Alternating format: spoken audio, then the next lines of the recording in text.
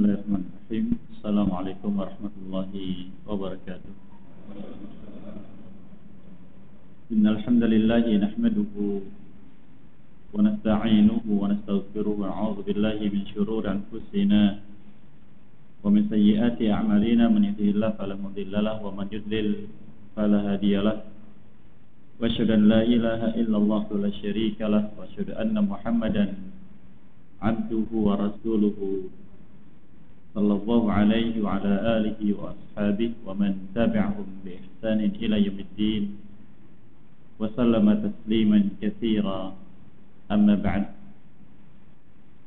Hadirin para Bapak Ibu dan sekalian, rahimani iyyakum. Alhamdulillah, pada kesempatan pagi yang berbahagia ini kita kembali mendapatkan kemudahan dan kesempatan dari Allah Azza wa Jalla untuk bisa melangsungkan kembali kegiatan-kegiatan yang bermanfaat untuk kita insyaallah, baik itu yang diwajibkan oleh Allah Azza wa Jalla atau hal-hal lain yang dicintai olehnya. Semoga dengan itu kita termasuk orang-orang yang dicintai olehnya dan mendapatkan keridhaannya ketika kita berjumpa dengannya. Pagi ini insyaallah kita melanjutkan kembali faedah pelajaran kita dari kitab Al-Mawsu'ah Al-Manahi Asy-Syar'iyyah atau kumpulan larangan yang disebutkan dalam syariat yang wajib untuk dijauhi oleh kita semua, yang ditulis oleh Fadlatul Syekh Salim bin Aid Al-Hilali hafizahullah ta'ala, masih bersama bagian kitab Al-I'tisam bil Kitab was Sunnah, kitab yang bahas tentang kewajiban untuk berpegang teguh dengan kitab dan sunnah. Masih bersama bab yang pertama, yaitu bab taghlidi tahrimi tarki sunnah wa irtikabil bid'ah wal ahwa, yaitu bab kerasnya pengharaman meninggalkan sunnah dan melakukan bid'ah serta mengikuti hawa nafsu. Sebagaimana sudah kita ketahui bahwa Allah Azza wa Jalla ketika menciptakan manusia dan menempatkannya di muka bumi agar mereka mengikuti petunjuk yang Allah turunkan pada mereka, agar mereka mendapatkan kebaikan dalam kehidupan di dunia. Seperti firmankan di surat Al-Baqarah,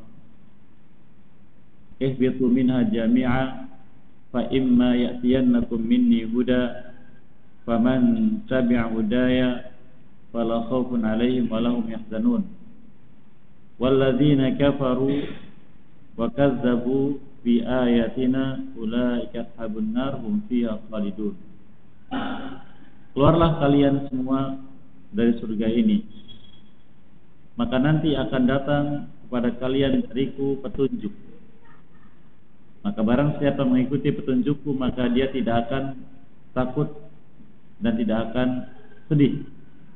Sedangkan orang-orang yang kafir dan mendustakan sebagian dari ayat-ayat kami, maka mereka adalah penghuni api neraka dan mereka kekal di dalamnya. Dan seperti itu juga Allah Subhanahu wa ta'ala menyebutkan di surat Thaha.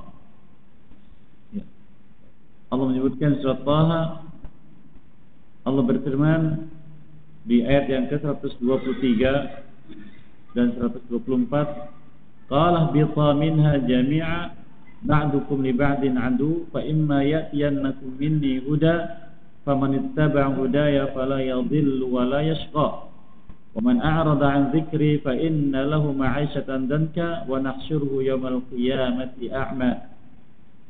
Allah berfirman, keluarlah kalian berdua dari surga ini, wahai manusia dan jin, yaitu orang tua kita Nabi Adam AS dan juga pimpinan dari bangsa jin yaitu iblis. Sebagian kalian terhadap yang lain jadi musuh, maka nanti akan datang pada kalian dari petunjuk. Maka barang siapa mengikuti petunjukku, maka dia tidak akan tersesat dalam hidupnya dan tidak akan sengsara.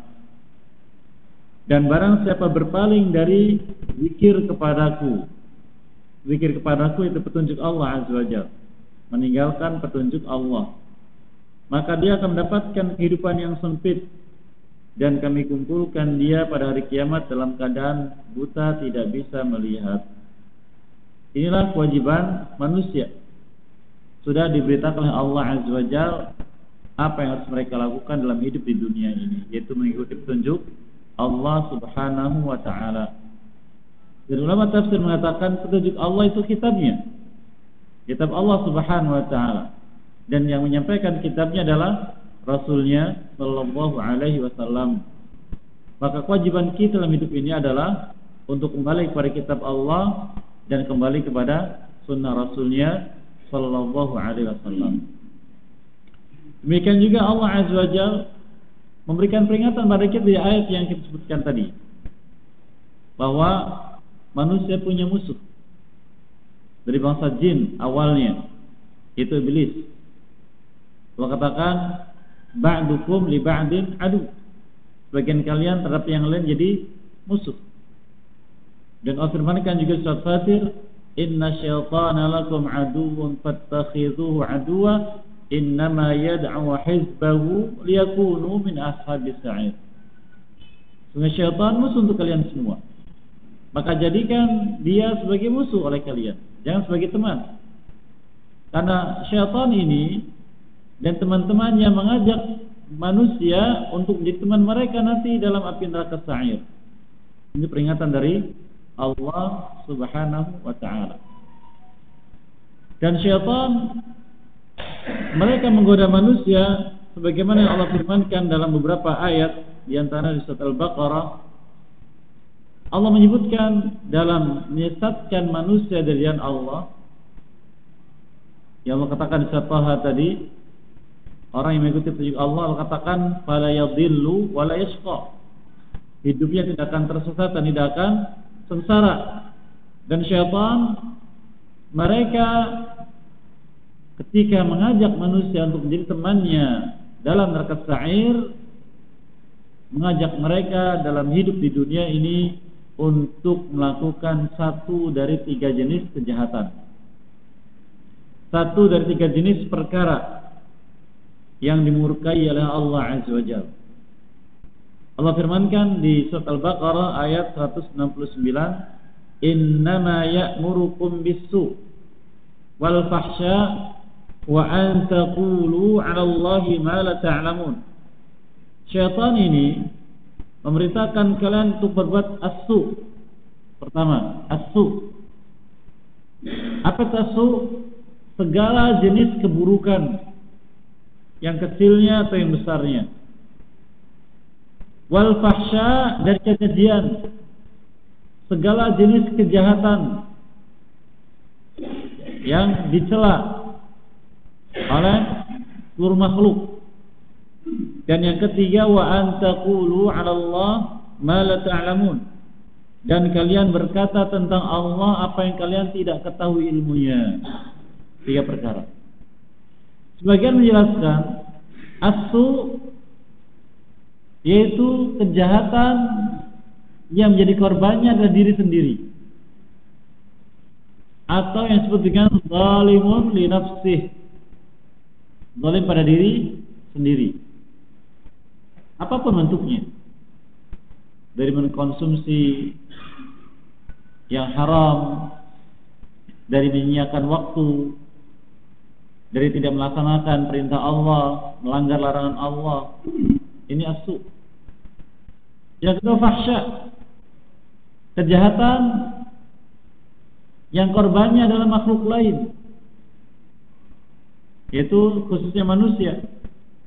Apakah orang tua, atau suami, atau istri, atau anak, atau tetangga, atau kerabat, atau siapapun, dengan berbagai macam bentuknya. Dan yang ketiga, wa taqulu 'ala Allah ma la ta'lamun, dan bicara tentang Allah sesuatu yang kalian tidak ketahui ilmunya, boleh atau tidak. Semua permasalahan yang terkait dengan zat Allah atau namanya atau sifatnya, lalu bicara tanpa ilmu yang benar yang disampaikan oleh Rasul Allah Azza wa Jalla, baik yang terdapat dalam kitabnya atau dalam sunnah Rasulnya alaihissalam, maka ini masuk kategori berbicara tentang Allah tanpa ilmu. Walaupun yang bicara itu punya ilmu tentang alat-alat memahami ayat Al-Quran atau sunnah Rasulnya SAW, tapi ketika bicara tentang zat Allah atau nama-namanya atau sifatnya, kemudian keluar dari maksud dari ilmu yang dimiliki, maka dikatakan bicara tanpa ilmu. Apa itu dengan takwil? Yaitu memahami dengan makna yang berbeda dari makna sebenarnya, atau dengan hal yang lainnya. Dan ini sangat banyak. Yang pertama itu, siapa pelakunya? Juhala, orang-orang jahil. Oleh karena kata para ulama, kejahilan, ketidakpahaman tentang ilmu sebab utama dari terperosoknya manusia ke dalam jalan yang ditawarkan oleh syaitan. Yang kedua, fahsya, sebabnya adalah hawa nafsu, syahwat. Dan yang ketiga, sebabnya adalah ahwa, atau disebut dengan syubhat. Ini bahaya. Nah, apa yang disebutkan oleh penulis kita Hafizahullah Ta'ala dalam kitab ini menjelaskan secara khusus tentang perkara yang ketiga.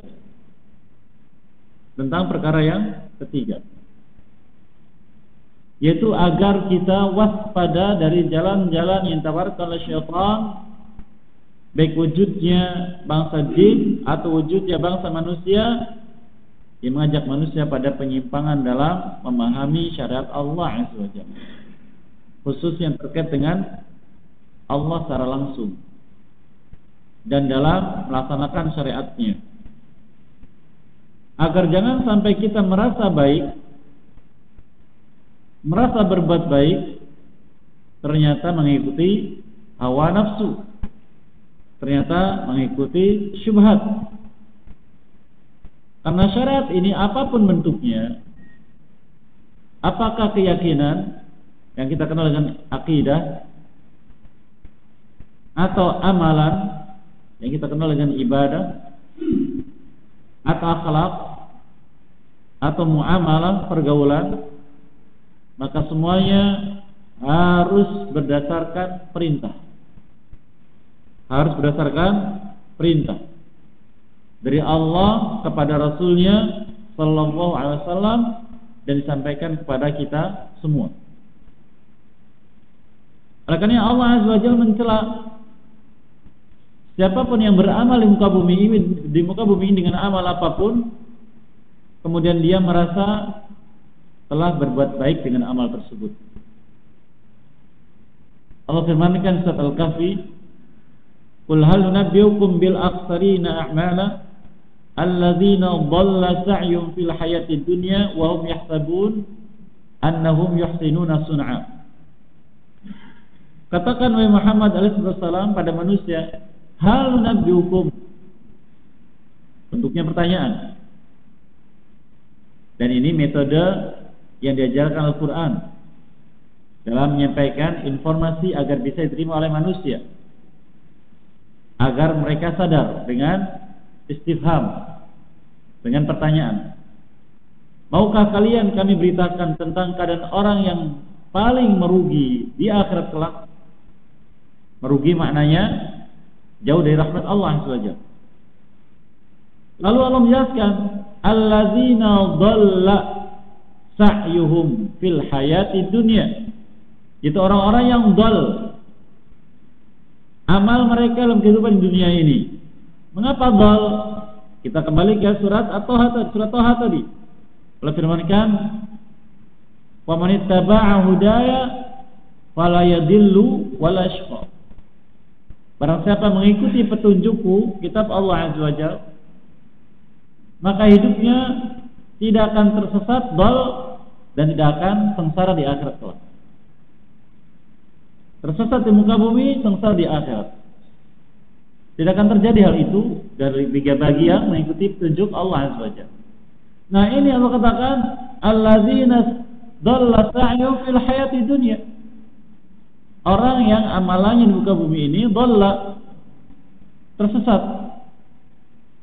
Mengapa tersesat? Nah, berarti jawabannya tadi tidak mengikuti petunjuk Allah Azza wa Jalla, tidak mengikuti kitab Allah Azza wa Jalla. Namun apa yang menjadi masalah? Wa hum yahsabuna annahum yuhsinuna sun'a. Tapi mereka menyangka telah beramal dengan sebaik-baiknya. Sekarang bagaimana ciri seseorang yang amalannya tersesat dari petunjuk Allah, tapi pelakunya merasa telah berbuat sebaik-baik amal, telah berbuat sebaik-baik amal. Ini perlu kita cermati.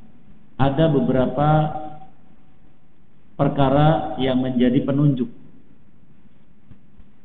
yang menjadi penjelas untuk kita, bahwa kalau kita seperti itu, ada perkara ini pada kita, berarti kitalah termasuk orang yang terperosok ke dalamnya.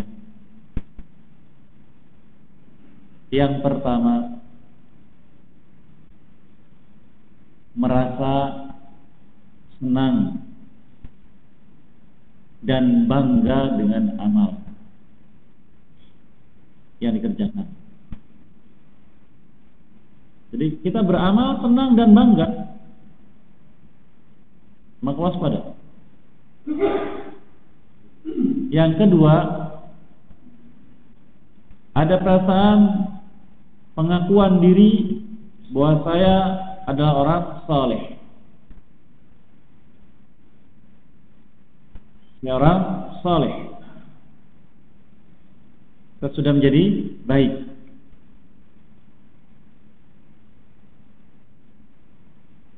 Yang ketiga,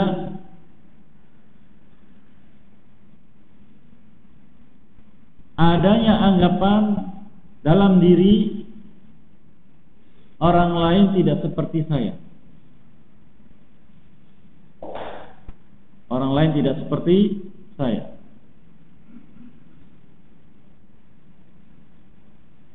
Yang keempat,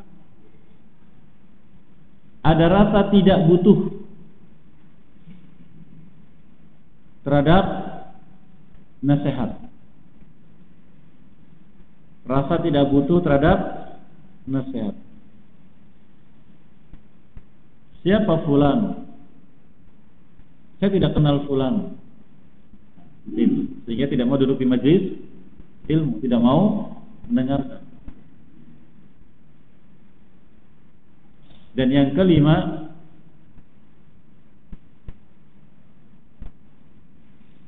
adalah merasa cukup dengan amal yang sudah dikerjakan. Merasa cukup dengan amal yang sudah dikerjakan. Maka kalau itu ada pada kita, maka itu termasuk orang yang wahum yahsabun annahum yuhsinuna sun'a, termasuk orang-orang yang menyangka diri sudah beramal dengan sebaik-baiknya. Wal'adzubillah.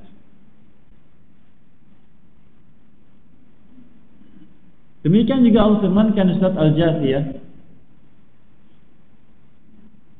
"Tsumma ja'alnaka 'ala syari'atin minal amr fattabi'ha wa la tattabi' ahwa'al ladzina la ya'lamun."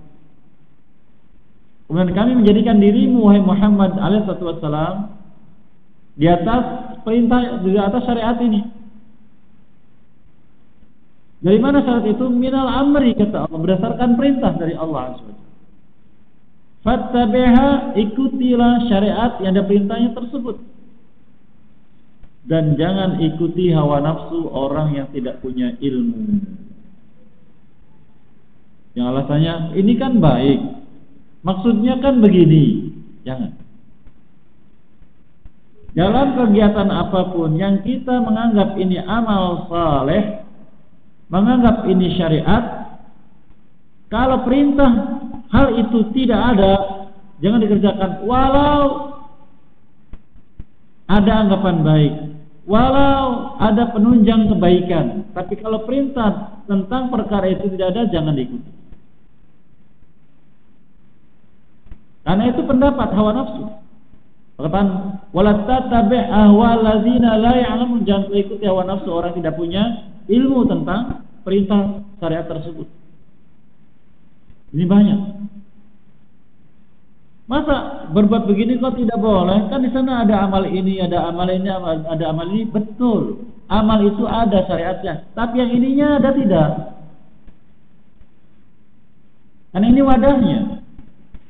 Intinya, kalau ini tidak perintahkan, maka yang lainnya ikut tidak perintahkan, tidak dianggap. Ini biasa menjadi dalih dari sebagian para penyeru kepada penyimpangan. Nanti ujung-ujungnya, masa kita berbuat baik tidak boleh? Nah, ajaran apa itu? Kamuflase, mengkaburkan, menjauhkan manusia dari jalan Allah Azza wa Jalla. Dan ini perlu kita waspadai. Dan bab ini insya Allah membahas masalah tersebut. Baik. Kemudian kita masuki hadis berikutnya. Hadis Al-Irbad bin Sariyah radhiyallahu taala anhu. Hadis ini hadis yang sangat penting, banyak faedah, dan apabila kita kupas faedahnya maka butuh banyak pertemuan. Tapi insya Allah kita ambil singkat sebatas dari apa yang Allah mudahkan kepada kita sekalian. Penulis Habib Ta'ala mengatakan Anil Irbad bin Sariyah radhiyallahu ta'ala anhu.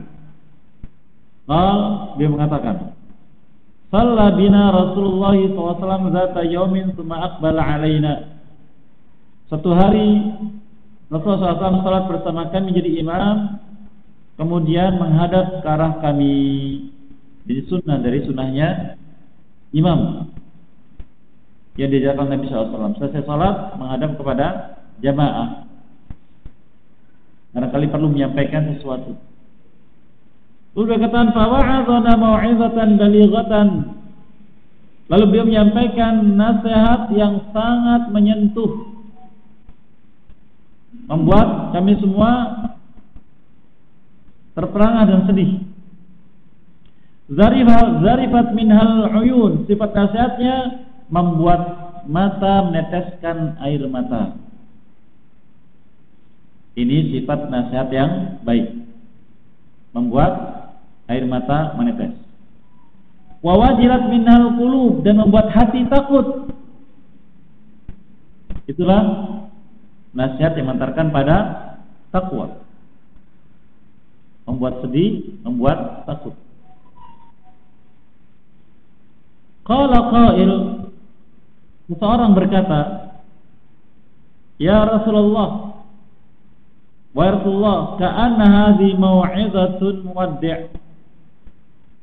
Seakan-akan ini adalah mau'izatun muwaddi', nasihat perpisahan. Itu engkau tidak akan lama lagi meninggalkan kami, itu wafat. Maka sedihnya para sahabat mendengar nasihat itu seakan-akan sebagai isyarat dari beliau bahwa Nabi SAW tidak akan lama meninggalkan mereka. Famadza tu'ahidu ilaina, lalu apa yang engkau inginkan dari kami agar kami berpegang teguh dengan perkara itu? Lafaz menyebutkan fa'ausina, maka beri kami nasihat. Nah, disinilah apabila kita mendapati ada orang alim yang muttaba', yang diikuti, wa muta'assa, dan menjadi teladan, yang kemudian kita kemungkinan tidak akan lagi berjumpa dengannya, minta nasihat, minta wasiat. Karena wasiat adalah pesan-pesan penting dari seseorang yang mulia kepada orang yang dicintai, agar dapatkan maslahat dalam kehidupan. Maka penting wasiat. Atau orang-orang mulia di antara kita yang kita dapati dia tidak akan lagi berjumpa dengan kita atau dekat ajalnya, minta wasiat.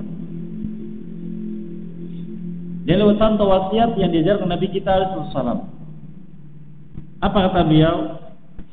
Usikum, aku berwasiat kepada kalian. Dan wasiat dari zat yang mulia adalah perintah. Lafaz usikum atau ausa itu lafaz perintah. Dan dalam Al-Quran tidak sedikit lafaz semacam ini. Aku berwasiat pada kalian, yang pertama, bitaqwallah, agar kalian bertakwa kepada Allah. Takwa mana asalnya adalah menjauhi segala sesuatu yang menimbulkan keburukan. Itu takwa. Jadi kalau kita berjalan dengan kendaraan kita di jalan yang penuh lubang, lalu kita mencari jalan yang masih mulus, itu namanya takwa. Atau kita mendapati apa itu istilahnya? Polisi tidur. Kita sedang jalan kecepatan sedang atau tinggi, lalu kita tiba-tiba mengurangi kecepatan karena melewatinya, agar tidak terjadi guncangan yang keras. Itu namanya takwa.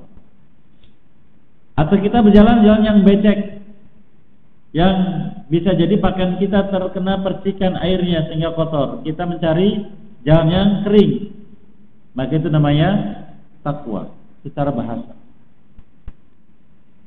Secara istilah, takwa itu adalah melakukan perbuatan-perbuatan yang dapat menjauhkan diri dari azab Allah.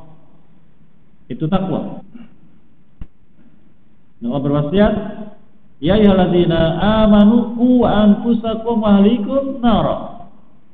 Dalam beriman, jaga diri kalian dan keluarga kalian dari api neraka. Lafaznya qu, itu takwa. Lakukan perbuatan yang menjauhkan kalian dari azab api neraka. Usikum bitaqwallah, kau berwasiat pada kalian agar bertakwa kepada Allah, yaitu lakukan perbuatan-perbuatan yang menjauhkan kalian dari azab. Itu maknanya. Kemudian dipaparkan dengan melaksanakan perintah, menjauhi larangan. Baik. Namun takwa sendiri adalah kalimat yang menjelaskan akan takutnya seorang hamba kepada azab Allah dan diikuti dengan melakukan perbuatan-perbuatan yang menjauhkannya dari azab. Itulah takwa. Jadi ada pendorongnya dari hati, bukan sekedar amal saja, karena asalnya dari keinginan untuk jauh dari azab, adanya rasa takut. Ini yang pertama. Kemudian yang kedua, was-sam'u wa ta'ah, mendengar dan taat. Takwa sifatnya hamba kepada Allah Azza wa Jalla. As-sam'u wa ta'ah, mendengar dan taat kepada waliul amri, kepada pemimpin. Lalu ditegaskan kepada siapa? Alhamdulillah. Ya, betul. Lalu dijelaskan kepada siapa? Mendengar dan taat. Wa in 'abdan habasyian, walaupun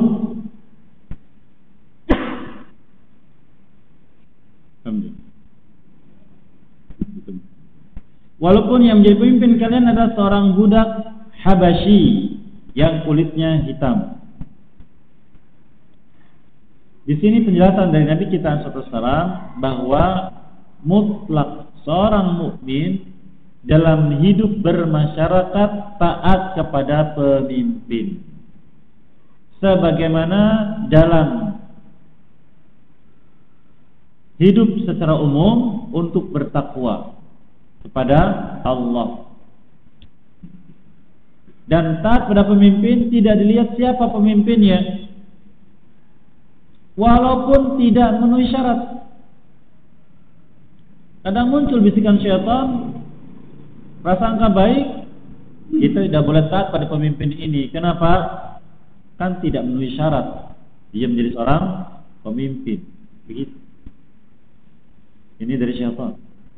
Disebutkan wasam wa ta'ah, mendengar dan taat. Lafadznya ma'rifah, ada alif dan lam, maka mengikat bahwa mendengar dan taat itu mutlak. Mendengar dan taat kepada pemimpin walaupun abdan habasyian, hamba budak yang berkulit hitam yang berasal dari negeri Habasyah, Afrika. Kemudian beliau jelaskan kalimat berikutnya ini, kata para ulama, kalimat yang menjelaskan tentang mukjizat Nabi SAW. Apa itu?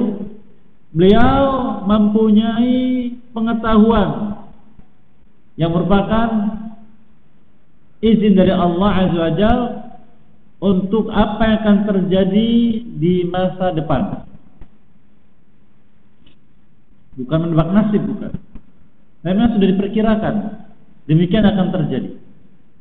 Dan itu tidak lain berita dari Allah Azza wa Jalla. Apa kata beliau? Fa innahu man ya'ish minkum, sesungguhnya barang siapa dari kalian itu para sahabat, berusia panjang ba'di setelahku, maka ikhtilafan katsira, akan mendapati ikhtilaf yang banyak. Ikhtilaf sudah kita sebutkan di majlis yang lalu, ada berapa? Ikhtilaf, perbedaan pendapat ada 2. Lupa ya, waktu yang lama terseling dengan Ramadan. Ikhtilaf ada 2. Yang pertama ikhtilaf tanawwu', perbedaan pendapat dalam masalah-masalah yang kita diizinkan. Dan ini umumnya masalah fikih. Yang kedua ikhtilaf tadad, perbedaan pendapat dalam masalah-masalah yang kita tidak boleh berbeda pendapat karena masalahnya baku, harus demikian, yaitu masalah dasar-dasar akidah. Contohnya Allah di mana? Kata ulama, pertanyaan Allah di mana ini ujian iman. Kalau ingin melihat iman seorang benar atau tidak, lihat jawaban dari pertanyaan Allah di mana. Ini ikhtilaf. Dia katakan faisar ikhtilafan katsira, kalian akan mendapati ikhtilaf yang banyak. Yang dimaksud kata sebagian ulama, Allah misal, yaitu ikhtilaf tadad, perbedaan pendapat dalam masalah dasar agama, dasar-dasar iman, masalah-masalah keyakinan. Adapun dalam masalah fikih, dalam masalah hukum, ini terbiasa terjadi pada zaman Nabi SAW. Banyak kita jumpai. Kata ulama, berita ini fasal ikhtilafan katsira, ini ada masalah, penyakit. Namun tidak ada satu masalah pun melainkan ada solusinya. Tidak ada satu penyakit pun melainkan ada obatnya, kecuali penyakit jompo, kata misalnya. Masalah ada solusinya semua. Secara umum Allah menyebutkan solusi untuk masalah apapun, yang pertama adalah takwa. Oleh karena beliau berwasiat, usikum bitaqwallah. Itu solusi pertama, takwa. Yaitu memperbaiki hubungan kita dengan Allah.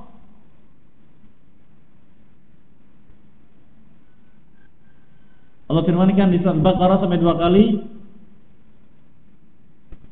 wasta'inu bis sabri was salah wa innaha lakabiratun illa 'alal khashi'in. Minta tolonglah kalian kepada Allah dengan cara bersabar dan salat. Itu sangat berat kecuali bagi orang yang khusyuk. Minta tolong dari apa kira-kira minta tolongnya? Dari masalah yang kita hadapi. Sabar dengan keadaan hati yang terikat dengan Allah Azza wa Jalla. Salat dengan perbuatan yang juga terikat dengan Allah Azza wa Jalla. Itu solusi, takwa. Allah katakan, "Wa may yattaqillaha yaj'al lahu makhraja." Barang siapa bertakwa kepada Allah, Allah akan berikan makhraj, solusi dari masalah apapun. Maka beliau sampaikan di sini, usikum bitaqwallah. Aku berasa kalian untuk bertakwa kepada Allah. Ini solusi pertama. Bahkan beliau sebutkan sebagai wasiat sebelum menyebutkan masalah. Dan masalah yang kita hadapi, yang ini berita dari beliau alaihissalam, adalah ikhtilafan katsira, yaitu penyimpangan-penyimpangan dari jalan yang lurus, atau maknanya iftiraqan, perpecahan umat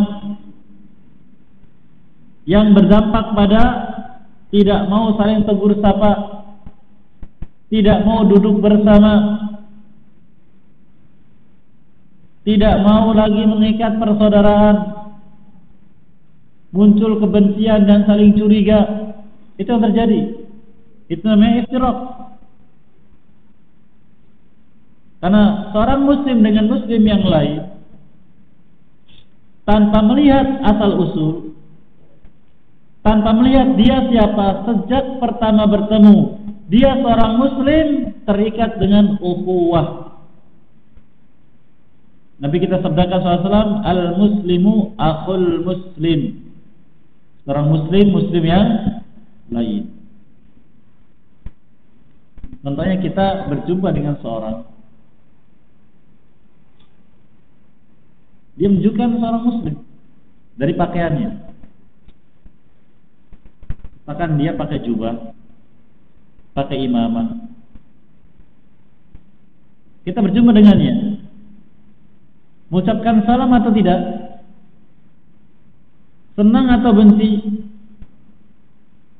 Harusnya begitu. Lalu katakan al-muslimu akhul muslim. Seorang muslim saudara muslim yang lain. Lalu menyebutkan haqqul muslim al-muslim sittun idza laqitahu fasallim alaih. Hak muslim yang satu dengan yang lain dan enam, jika berjumpa dengannya ucapkan salam padanya. Ya, tapi kan dari pakainya nampak kalau dia isi pengikut golongan sudah suudzon. Sudah suudzon. Dari mana taunya? Ya dari kita mengetahui jati diri seorang itu dari apa yang dia ucapkan, dari pengakuannya, dan dari amalannya. Kalau sekedar apa yang nampak tidak boleh. Oleh karena Allah menyebutkan surat An-Nisa, wala taqulu liman alqa ilaikumus salama lasta mu'mina. Jangan kau berani katakan kepada siapapun yang menyampaikan salam kepadamu, kamu bukan orang beriman, maka saya tidak jawab salam kamu. Jangan. Allah sendiri yang melarang. Nah, ini contoh. Kalau kita berjumpa dengan siapapun dan dia muslim, sudah tunaikan hak Islam. Baru ketika nampak padanya penyimpangan, kesalahan, mengikuti aliran ini, aliran itu, jangan langsung ambil sikap meninggalkan, tidak boleh. Apa itu? Nasihat. Nasihat. Kita sering membahas faedah ayat dari ustaz-ustaz kita agar kita tidak merugi di surat Al-Asr. Illal ladzina amanu wa 'amilus shalihat wa tawassaw bil haqq wa tawassaw bis sabr. Kecuali orang yang beriman dan beramal saleh. Tahu tidak apa itu iman dan amal saleh? Itulah takwa. Itulah takwa. Allah ketika menyebutkan tentang surga, ampunan dosa dan surga disediakan bagi orang bertakwa di surat Al-Imran, wasari'u ila maghfirati min rabbikum wa jannatin 'arduha samawati wal ardu 'iddat lil muttaqin. U'iddat lil muttaqin, dipersiapkan bagi orang yang bertakwa. Tapi di ayat yang lain Allah jelaskan, surga itu diberikan bagi orang yang beriman dan beramal saleh. Contohnya Nabi Muhammad SAW, Innallaha yudkhilul ladzina amanu wa 'amilus shalihat jannatin tajri min tahtiha al-anhar.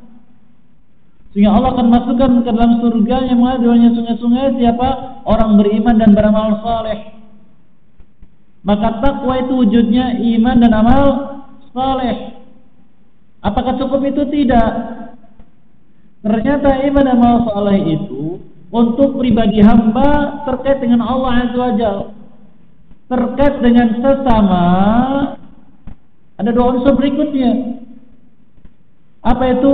Wa tawasaw bil haqq, saling berbagi informasi tentang kebenaran, memberi nasihat. Fulan, saya lihat Anda dalam masalah ini sepertinya mengikuti aliran Syiah. Apa Anda orang Syiah? Iya, saya orang Syiah. Baru nasihati. Tahu tidak bahwa Al-Quran menjelaskan demikian, Sunnah menjelaskan demikian. Jangan kau ikuti, waspada. Karena ini akan menyebabkan pada penyimpangan. Tapi menurut saya ini kebenaran. Cukup. Itu menjadi dalil. Kalau dia tidak menerima nasihat, tinggalkan. Jangan belum juga mendapatkan penjelasan, belum juga demikian langsung, wah ini golongan fulan, suudzon, sudah vonis, tidak boleh. Mana tawasaw bil haqqnya? Tidak diamalkan. Yang kedua, wa tawasaw bis sabr. Saling berikan nasihat untuk sabar. Kata para ulama, seseorang ketika menasihati orang lain, dia belum mau menerima, jangan langsung tinggalkan. Sabar, nasihati lagi 2 kali, 3 kali, berapa kali? Ya sanggupnya dirimu. Walau sampai 1000 kali. Sabar. Tapi dia kalau bicara ucapannya jahat, buruk, menyakitkan hati, sabar, jangan dibalas. Barang siapa menyampaikan nasihat lalu bersabar tidak membalas, maka berarti dia termasuk orang yang di sisi Allah sampai pada azmil umur, yaitu meniti jalannya para nabi dan rasul. Firman kata Luqman, ya bunai, aqimis shalah, wa'mur bil ma'ruf, wanhanil munkar, wasbir ala ma asabak, inna dzalika min azmil umur. Wahai anakku sayang, tegakkan salat, perintahkan manusia pada yang ma'ruf, larang mereka dari yang munkar. Sabar setelah itu dari azab yang mereka sampaikan kepada kalian. Itulah azmil umur. Oleh karena para nabi dan rasul disebutkan ulul azmi, yang mau menyampaikan nasihat kemudian bersabar dengan hal tersebut. Lah, kita mana? Maka jangan sekedar iman dan amal saleh, ada hal yang lain yang harus diikuti. Tapi di ayat yang lain kan hanya iman dan amal saleh, betul. Itu intinya, yang 2 perkara ini mengikuti, menjadi bagiannya. Baik. Ini dipaparkan oleh Rasulullah SAW tentang masalah. Fasayara ikhtilafan katsira. Lalu apa solusinya? Setiap masalah pasti ada solusi. Apa kata beliau? Fa'alaikum, maka wajib untuk kalian semua, bisunnati, kembali kepada sunnahku. Tidak sebutkan apa yang dilakukan, tapi umum bisunnati, maka mencakup segala yang terkait dengan kewajiban kita terhadap sunnah. Lalu apa lagi? Wa sunnatil khulafai rasyidin al-mahdiyyin, dan juga sunnahnya khulafai rasyidin yang mendapatkan petunjuk setelahku. Di sini beliau menyebutkan dua sunnah beliau dan sunnahnya khulafai rasyidin. Dan kedua-duanya beliau jadikan sebagai solusi masalah. Beliau katakan tamassaku biha, berpegang teguhlah dengan sunnah tersebut. Disebutkan satu, biha, bukan bihima. Sehingga kata para ulama, sunnahnya khulafai rasyidin juga sunnahnya Nabi sallallahu alaihi wasallam, karena kita diperintahkan kembali kepadanya juga. Dan beliau katakan tamassaku biha, dengan sunnah-sunnah tersebut. Jadi kalau contoh, seseorang dari kita dipercaya untuk mengurusi masjid di kampung kita, apakah akan mengubah kegiatan-kegiatan ibadah yang sudah dilakukan secara berkala? Langsung direformasi, sunnah semuanya. Begitu? Kebanyakan kita pengennya begitu, ya kan? Itu bukan sunnah. Ali bin Abi Thalib mengatakan rahimahullah ta'ala radhiyallahu anhu, atuhibbu an yukadzdzaba Allah wa rasuluh, apakah kau suka Allah dan Rasulnya didustakan dengan sebab dirimu? Nah, ini catatan, jangan pelan-pelan. Oh begitu ya. Kita menjadi imam bagi kaum kita yang kita pahami mereka ini apa istilahnya itu, ortodok dalam beragama, fanatik pada pendahulu yang tidak peduli benar atau salah. Maka kita mengamalkan sunnah-sunnah terkait dengan apa yang ada pada mereka. Yang menyimpangnya jangan. Yang sudah disebutkan. Kita sebagai imam contohnya setelah sholat kita menghadap mereka, lalu minta maaf, mau menyampaikan sedikit tentang hadis-hadis Nabi SAW. Sampaikan. Contohnya hadis ini dulu. Menjelaskan tentang imam itu, di antara sunnahnya adalah selesai sholat menghadap jamaah. Kemudian bila perlu menyampaikan sesuatu, menyampaikan sesuatu. Contohnya hadis ini. Begitu. Itu dulu. Apa yang kira-kira membuat mereka senang, tertarik? Oh, masya Allah, beda ya dengan yang dulu, sekarang lebih nyaman. Nah, cukup dulu. Nanti lain kesempatan sampaikan lagi. Khutbah Jumat yang biasa 2 kali selesai. Dan itu sunnahnya Utsman bin Affan radhiyallahu anhu, diizinkan Nabi SAW di sini sebagai solusi. Tapi kan Ustaz, yang biasa itu azan pertamanya ketika pas waktu zuhur, lanjutkan zuhur. Kalau begitu, jelaskan pada pengurus dan jelaskan pada jamaah ketika waktu sholat biasa bahwa sholat Jumat itu betul di antara sunnahnya adalah azan 2 kali. Tapi azan pertama ini diambil ijtihadnya Utsman bin Affan radhiyallahu anhu sebagai bentuk demikian. Baru kemudian ketika khatib naik mimbar, baru azan yang kedua. Nah, jadi mereka semua tahu, bacakan nasnya. Jadi azannya tetap 2 kali. Kira-kira diingkari tidak? Tidak. Oh begitu ya. Baru terbuka wawasan mereka. Karena perbedaan jalan sunnah dengan jalan hawa nafsu adalah sunnah lalu kembali kepada sunnah, hawa nafsu kembali kepada hawa nafsu, tidak kepada sunnah. Maka kembalikan kepada sunnah. Baik. Pertama taku biha, berpegang teguh dengan sunnah tersebut. Wa'addu 'alaiha bin nawajid, dan Gigitlah erat-erat dengan gigi geraham kalian. Subhanallah. Kalimat itu disebutkan sebagai penguat. Yang pertama, tamassaku biha, pegang teguhlah, ini cukup. Tapi beliau kuatkan dengan perkara yang kedua, wa'addu 'alayya binawajid, gigit erat-erat dengan geraham kalian. Kalau menggigit erat dengan geraham itu untuk apa kira-kira? Yaitu berpegang teguh sangat kuat walaupun taruhannya nyawa. Kita ini kalau mengangkat beban berat, ya kita peluk barang ini yang kita angkat, bebannya berat, tapi masih butuh tambahan tenaga, maka tambahan itu ada pada geraham. Kita gigit erat-erat, maka keluarlah semua tenaga kita.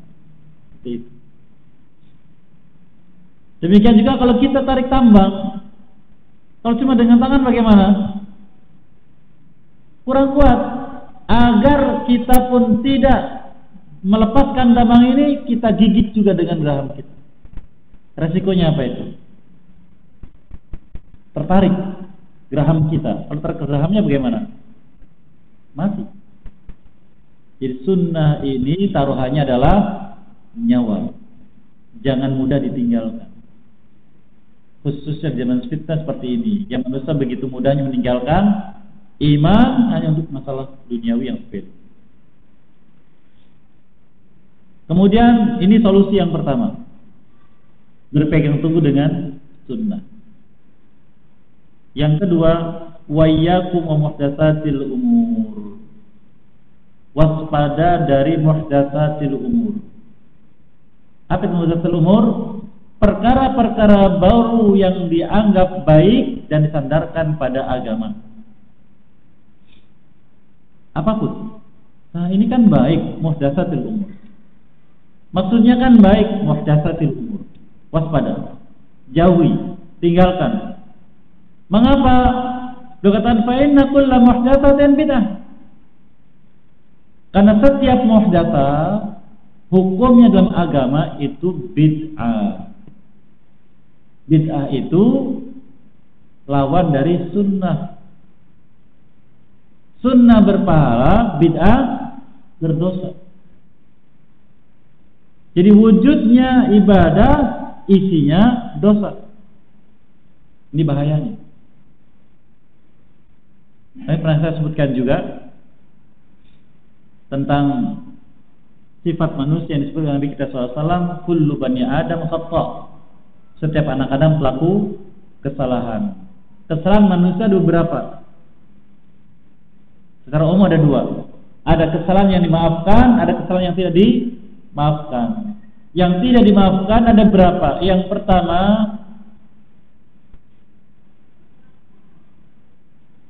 wujudnya adalah lalai. Apa itu lalai? Mengerjakan tapi tidak sesuai dengan aturan. Sholat di akhir waktu. Lalai. Menganggap remeh perbuatan maksiat. Lalai. Yang kedua, melanggar larangan. Melanggar larangan atau dosa baik kecil atau besar. Yang ketiga, wujudnya ibadah tapi isinya kesalahan. Apa itu? Bid'ah. Wujudnya ibadah, isinya kesalahan. Ini waspada. Baik. Wa yakum muhdatsatil umur. Waspada kalian dari perkara-perkara baru yang disandarkan kepada agama, karena hal itu adalah bid'ah. Mengapa? Karena bid'ah itu dolalah. Ada apa dengan dolalah? Allah berwasiat jangan sampai kita dolah. Di surat apa tadi? Taha. Fala yadhillu wala yashqa. Tidak tersesat dan tidak sengsara di akhirat. Mengapa tersesat? Ya, karena meninggalkan kitab Allah SWT, meninggalkan sunnah Nabi SAW.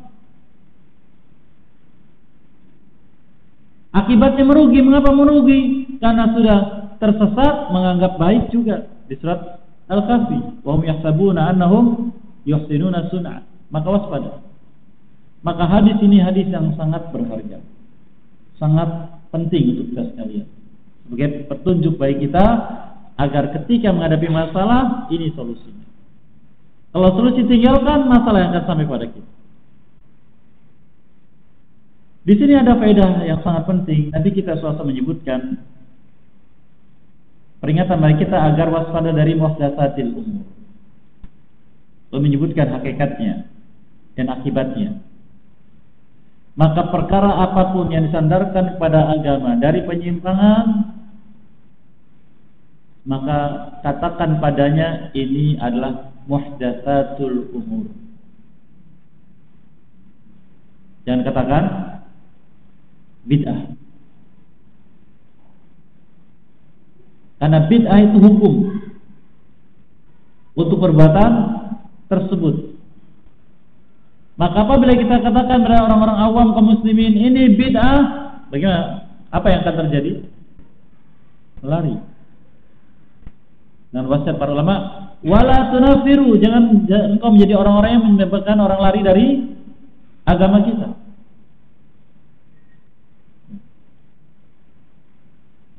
Jangan buat orang lain lari. Maka katakan ini muhdatsatil umur. Apa muhdatsatil umur? Maka mereka akan mencari. Ketika mencari tahu, oh ini bid'ah. Kan termasuk pelanggaran. Ini hikmah dari Nabi kita alaihi wasallam. Berbeda dengan kita yang sudah punya semangat dengan sunnah dan mengetahui pentingnya sunnah, maka ketika dikatakan ini bid'ah tidak masalah. Karena memang itu yang harus diwaspadai. Lalu menyebutkan jalan bid'ah tersebut itu dalalah. Lalu di hadis yang disebutkan fa inna kulla dalalatin finnar, setiap kesesatan tempatnya adalah api neraka. Hadis yang mulia ini dibawa oleh penulis Hafiz Ta'ala dalam bab ini menjelaskan kepada kita gambaran secara umum wajibnya kita berpegang teguh dengan sunnah dan larangan dari mengikuti bid'ah dan penyimpangan-penyimpangan lainnya. Dan sebisa mungkin kita dalam hal apapun mencari tahu apakah sunnah dalam masalah ini. Sebab kata sebagian ulama, apabila dalam satu kehidupan satu sunnah ditinggalkan, maka yang muncul adalah bid'ah. Kalau sunnah ditinggalkan, yang muncul adalah bid'ah dalam hal apapun. Selesai salat misalkan, kita dapati di sebagian masjid meninggalkan zikir sunnah. Apa zikir sunnah? Setelah salat istighfar, ya kan? Ucapan tahlil ditinggalkan. Ada tidak gantinya? Ada. Apa gantinya? Zikir yang lain. Begitu. Antara azan dan iqamah, Nabi kita menyebutkan sallallahu, ma baina kulli azanain da'watun la yurad. Sallallahu. Antara dua azan ada doa yang tidak ditolak. Ketika itu tinggalkan, apa yang muncul? Perkara baru. Ketika kita bertamu, apa sunnah dalam bertamu? Minta izin dan mengucapkan salam. Ketika tidak dilakukan, bagaimana? Perkara baru yang muncul dan sebagainya. Satu sunnah ditinggalkan, yang muncul adalah bid'ah. Maka berusaha agar dalam masalah apapun kita mencari tahu apa sunnah dalam masalah ini. Sehingga sebagian salaf mengatakan, seandainya kami tahu ada asar dari Nabi SAW menjelaskan bagaimana cara menggaruk kepala ketika kepala kami gatal, niscaya kami akan menggaruk kepala kami dengan cara tersebut. Maksudnya adalah, kata ulama, begitu ketatnya mereka dalam berpegang teguh dengan sunnah, dan itu contoh gambaran berpegang teguh dengan sunnah.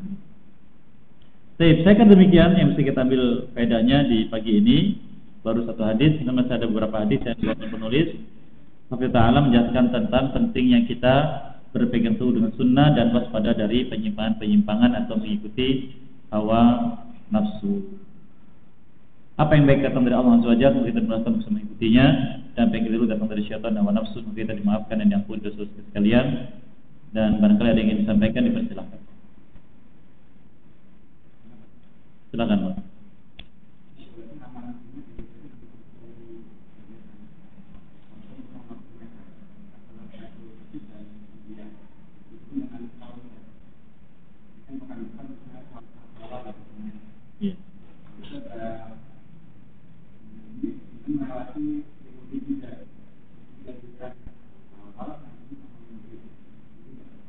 Baik, barakallahu fikum. Tentang amalan-amalan sunnah yang dikerjakan seseorang ketika dalam satu kesempatan bertemu pada kesempatan tersebut beberapa macam sunnah, tetapi amalannya sama, maka mana yang harus dilakukan nanti diperhatikan oleh seorang hamba. Di sini sebagian ulama berpendapat, yang pertama, bolehnya menggabungkan dua niat dalam satu amal selama derajatnya sama, yaitu sunnah. Karena wajib tidak bisa digabungkan dengan yang lain. Contohnya som Ramadan dengan som Senin Kamis tidak bisa. Saya qodoknya Senin Kamis, dia dapat pahala qodok, dapat pahala sunnah, tidak bisa. Cukup satu yang wajib. Kecuali yang sunnah maka boleh digabungkan dua niat. Ini yang pertama. Jadi kalau tadi contohnya mulai nanti saya mau mulai Syawal, sekalian kebiasaan saya adalah siam Senin Kamis, maka dia dapatkan. Sebagian ulama pendapat ini mendapatkan dua pahala amalan tersebut, walaupun amalnya satu. Contohnya qabliyah subuh dengan tahiyatul masjid, dia dapatkan dua-duanya, walaupun amalannya satu. Yang kedua, seorang hamba mendapatkan pahala sesuai dengan kebiasaannya dari amal, sehingga walaupun dia tidak melakukannya, tapi dia terbiasa mengamalkannya karena uzur, dia dapatkan pahalanya. Seperti seorang apabila sakit atau safar, sehingga dia berat untuk melaksanakan sholat sunnah atau siam sunnah, padahal ketika dia sehat dia melakukannya, maka walaupun dia sakit dia mendapatkan kebiasaan tersebut, pahalanya. Demikian juga dengan amalannya. Seseorang terbiasa saum Senin Kamis, ketika tanggal pertengahan bulan dia siam Ayyamul Bid, kebiasaan tiap bulan begitu. Maka ketika dia mendapatkan Ayyamul Bid bertepatan dengan hari Senin, dia mendapatkan dua pahala itu sesuai dengan kebiasaannya. Demikian. Allah alam bisawab. Silakan. Waalaikumsalam.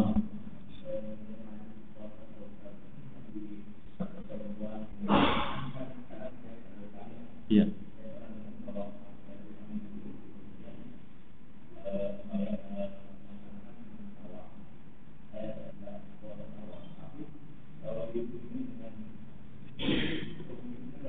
Tidak cukup.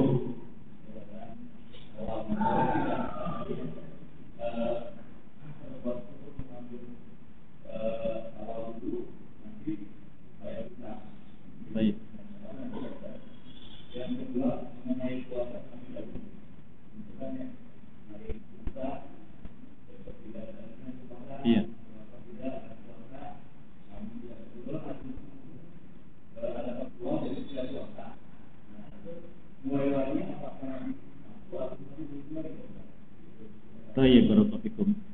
Yang pertama, siapapun orangnya yang mengatakan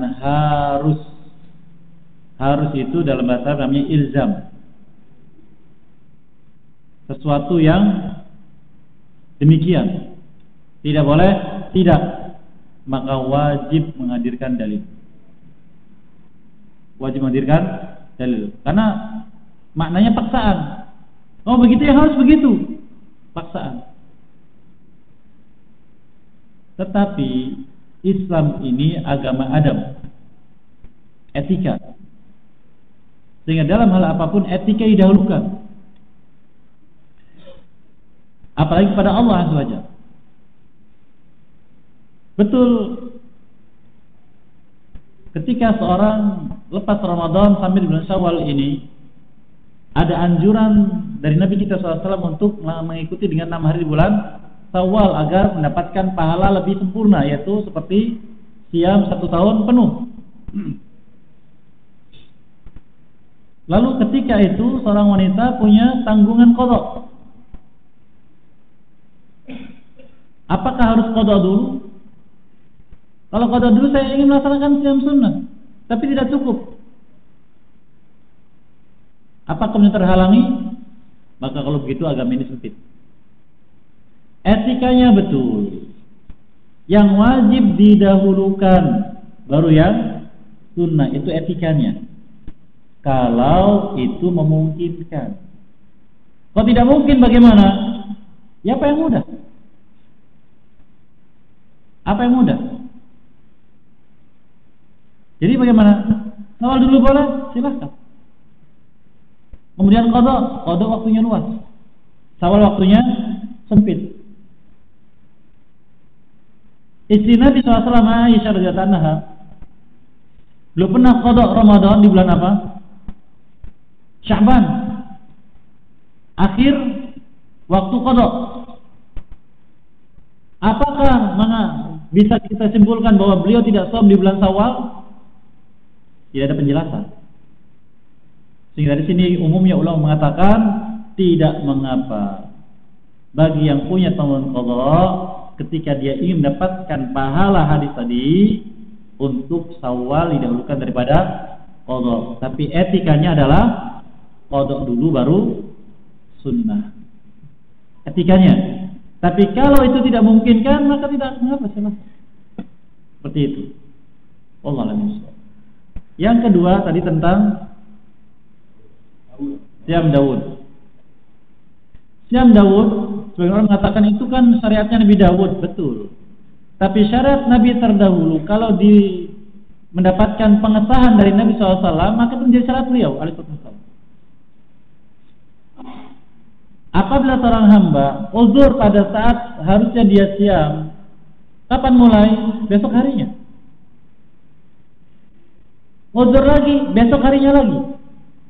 Mudah. Tidak harus. Makanya saya mengatakan harus, mana dalil? Tidak dalil, jangan-jangan Anda menentukan sesuatu yang di luar syariat. Bahaya. Silakan apa yang mudah. Apalagi sifatnya adalah ibadah sunnah. Kecuali bagi yang sampai padanya ilmu tentang larangan, tidak boleh siam apapun di hari Sabtu kecuali yang wajib. Maka setiap kali hari Sabtu saya tidak saum. Saumnya besoknya. Ya, kami saum Jumat tidak, Sabtu saya tidak saum. Mengapa? Ada di sini. Saya khawatir ini sesuatu yang masuk dalamnya. Maka saya tidak saum setiap Sabtu. Ahadnya. Silakan begitu. Apalagi masalah ini khilaf. Bagi yang mengatakan oh tidak mengapa, silakan. Karena setiap kita beramal itu pahala yang Allah berikan sesuai dengan kadar ilmu. Selama kita beramal dengan ilmu, itulah pahala yang Allah berikan. Tapi yang jadi masalah kita beramal tanpa ilmu. Itu yang Allah tolak. Allah firmankan di surat Al-Isra, "Wala taqfu ma laysa laka bihi ilmun." Jangan kau ikuti apa yang kau tidak punya ilmunya. Wallahu a'lam. Silakan.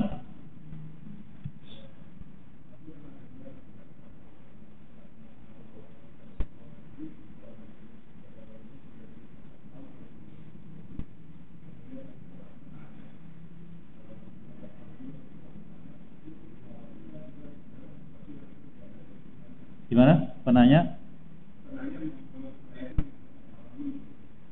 Mengucapkan alhamdulillah dulu.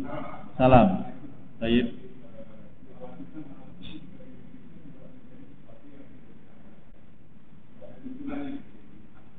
Baik. Seorang penanya menyampaikan salam dulu. Ini di sini ada khilaf antara ulama. Sebagian pendapat mengatakan ini etika dari penanya kepada yang ditanya. Salam dulu. Saya dilupakan hadis nama masalah itu. Yang kedua tidak. Dia minta izin kemudian menyampaikan. Karena demikianlah pada zaman Nabi SAW. Ketika contoh hadis tadi, Nabi SAW menyampaikan nasihat, lalu seorang sahabat, ya Rasulullah, ka'annaha mau'idatu muwaddi', fausina. Tidak, salam dulu, assalamualaikum ya Rasulullah. Tidak. Sehingga masalah ini masalah yang mudah. Bahkan sebagian pendapat mengatakan apabila seorang mengucapkan salam pada seorang yang khusus sedangkan di sana banyak orang, maka ini termasuk penyimpangan. Jadi masalah ini luas. Mau salam dulu silahkan, tidak mengapa, karena masayikh pun umumnya tidak melarang bagi yang mengucapkan salam. Tidak salam dulu juga tidak mengapa. Allah. Betul. Waalaikumsalam. Pertanyaan dari Allah. Mengenai khususnya untuk apakah gurunya itu harus bahasa apa orang tadi itu bisa gurunya baik. Kemudian yang kemarin ya. Hanya ucapan niat itu apakah mengucapkan itu pada saat satu malam atau boleh dan akhirnya pada waktunya kapan? Baik, yang pertama, apabila kita belajar sebuah satu ilmu, dipastikan bahwa orang itu adalah ahli dalam ilmu tersebut. Seperti kita mempelajari tahsin tilawatil Quran, tajwidnya atau makhrajnya, maka belajar dari orang yang memang dia mendapatkan pengakuan dari gurunya. Dan tidak syarat harus memiliki sanad. Hafalan Quran 30 juz tidak harus. Selama dia mendapatkan pengakuan dari gurunya, Anda makhraj sudah bagus, tajwid sudah bagus, silakan aja. Karena metode ulama kita dahulu dalam pengajaran ilmu yaitu dengan pengesahan dari guru. Kalau zaman kita namanya sertifikasi, ya kan? Itu pengesahan dari guru, silakan mengajar. Dan umumnya dengan cara gurunya gaib, kamu silakan duduk di kursi saya, ajarkan. Nah, itu berarti sudah pengakuan. Yang zaman ini jarang berlaku. Jarang. Kemudian yang kedua, apakah harus sama jenis? Tidak harus. Kita mendapatkan hadis-hadis Nabi SAW dari siapa? Ummul Mukminin. Dari para sahabat perempuan. Demikian sahabat perempuan belajar dari kaum wanita belajar dari sahabat laki-laki. Dan begitu sebaliknya. Dengan catatan selama aman dari fitnah. Kalau sekarang contohnya yang bicara ilmu perempuan bagaimana? Fitnah tidak? Fitnah. Sehingga kalau kita misalkan mendapatkan di sana ada seorang syekhah, ya, seorang alim perempuan yang ilmunya satu-satunya dia punya ilmu itu, apakah laki-laki tidak pernah belajar? Belajar.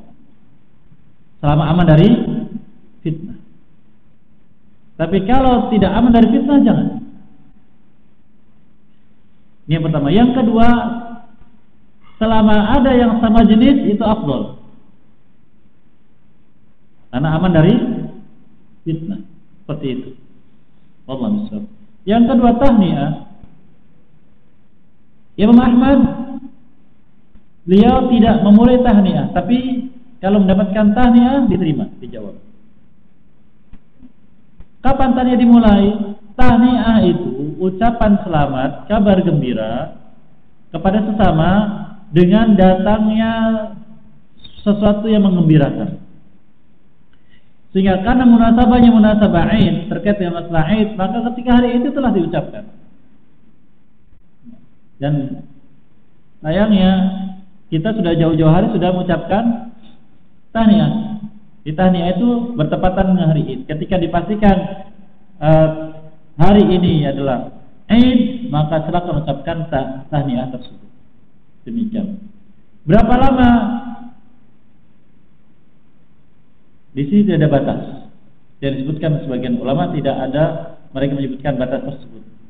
Tapi karena ucapan ini tahniah terkait dengan ucapan munasabah, maka cukuplah kita terkait dengan munasabah Id tersebut. Lebih aman insyaallah. Demikian Allah SWT. Cukup Bapak Ibu. Saya demikian, mohon maaf atas kesalahan dan kekurangan, memaafkan semua dan memberkahi apa yang kita lakukan serta mudahkan jalan kita dalam meniti jalan yang lurus dan menjadikan istiqomah di atasnya sampai kita bertemu dengan Allah SWT. Dan demikian, wallahu lidzal qadir alaih wa sallallahu Muhammadin wa ala alihi wa sahbihi ajmain wa da'wana alhamdulillahi alamin. Assalamualaikum warahmatullahi wabarakatuh.